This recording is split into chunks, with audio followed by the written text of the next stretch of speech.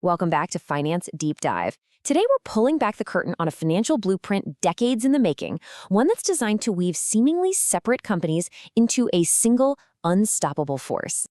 You know, when you think about Elon Musk, your mind probably goes to one place first: Tesla.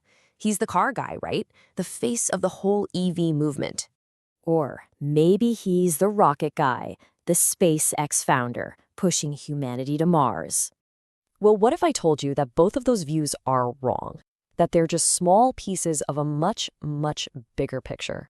Because underneath it all, a financial move is taking shape that's so massive, it makes the $44 billion Twitter deal look like pocket change. Seriously. And this is where things get really interesting.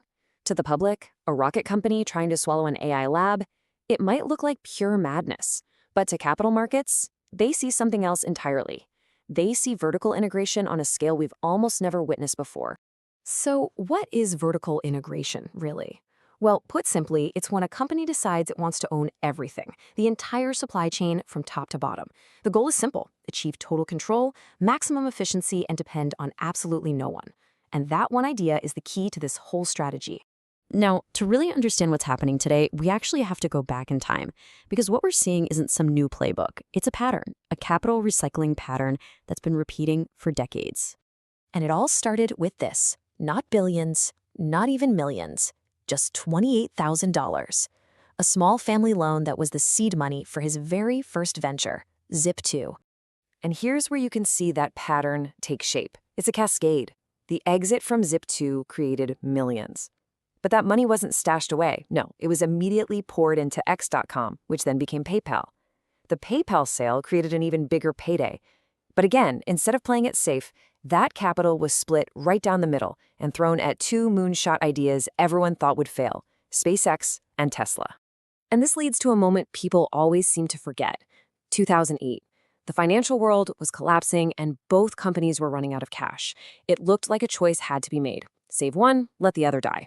Instead, he made the call to go all in to save both. That single decision to double down, it's still echoing through everything we're seeing today. So that decision in 2008 really set the stage for right now. That same pattern of integration is playing out again, but this time, the scale is almost impossible to wrap your head around. We're talking about SpaceX moving to integrate XAI. The numbers are just staggering. You have a company in SpaceX worth hundreds of billions of dollars looking to absorb an AI startup that some believe has $1 trillion potential. But you know what? Forget the numbers for a second. They aren't the real story here. The real story is about the underlying logic. It's actually super simple when you break it down.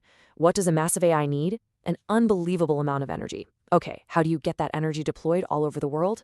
You need a way to deploy it. And what's the best way to deploy infrastructure on a global scale?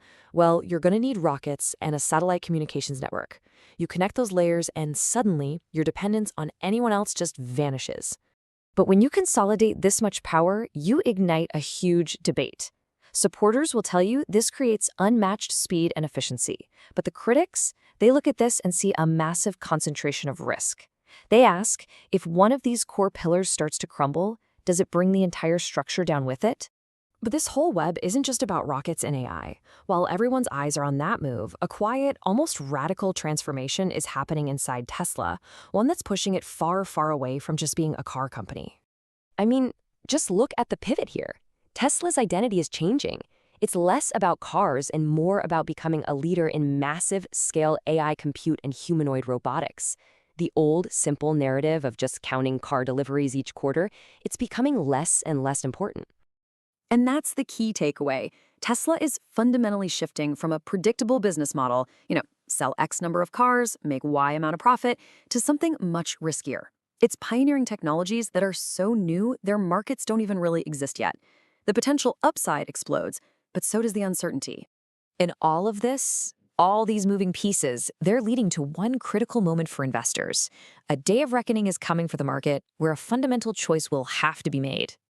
And that choice really boils down to this one question: what are you actually buying?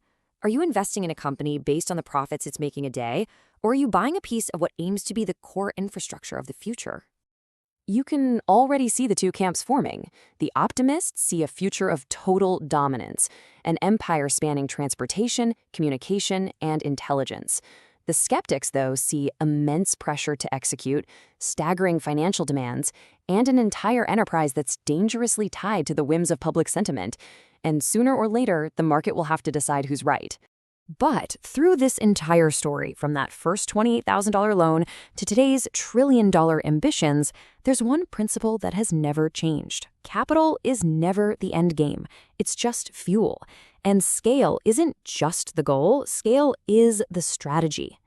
These are the moments where finance and technology collide, and it raises some fascinating questions.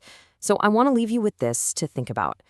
When you look at this incredibly integrated ecosystem, do you see it as an undeniable strength or a critical vulnerability? If this video helped you see the bigger picture, do me a favor and hit that like button. It tells YouTube that this is a conversation worth having, and I really want to hear your take in the comments. Strength or vulnerability? Let me know.